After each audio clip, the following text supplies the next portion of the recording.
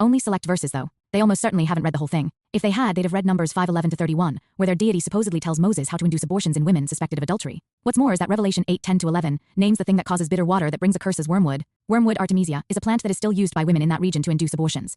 Okay, so I'm going to explain to you guys why this argument is complete nonsense. So what's Numbers 5 about?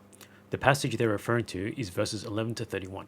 It's about how to deal with jealousy from a man who suspects his wife to be cheating but doesn't have any witnesses or evidence. How does it work? Step 1. If a husband is suspicious, he can bring her to a priest with an offering. Step 2. The priest will make a water mix, calling it bitter water that brings a curse. Step 3. She'll make an oath of innocence to the Lord and the priest will announce a curse. If she's guilty, she'll have physical ailments. If she's innocent, she'll be unharmed and be able to conceive. Step 4. After the curse is written down and washed into the water, she'll drink it. The main point of all this was to deal with jealousy and to maintain order within Israel. Okay, so why do atheists say this passage promotes abortion? Well, it's mainly from verse 27, which says this. Now the text in red is where the issues come from. There's 3 translations that says miscarry, and one of them is the most read version, the NIV. If you look at any website that displays the most popular English translations, NIV is usually at the top.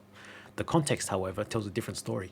It reads in verse 28 that if the woman isn't defiled, then she's able to conceive, implying that this woman isn't actually pregnant.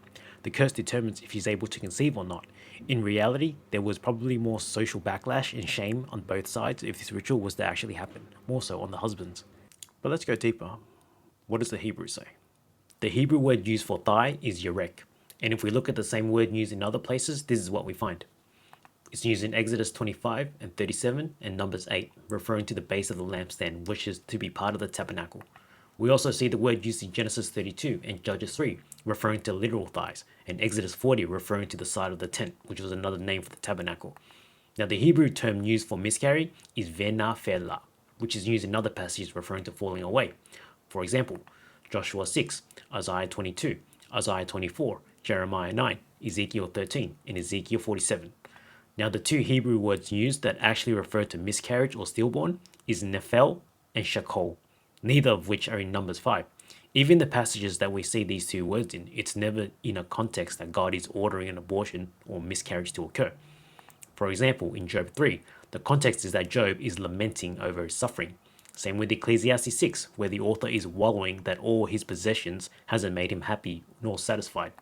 Same with Shakol in Exodus 23, where we see God continues to give his covenantal promises to Israel, stressing fairness, rest, worship, and trusting God's guidance. And Hosea 9, where the prophet Hosea is lamenting over Israel's unfaithfulness to God through idolatry and corruption.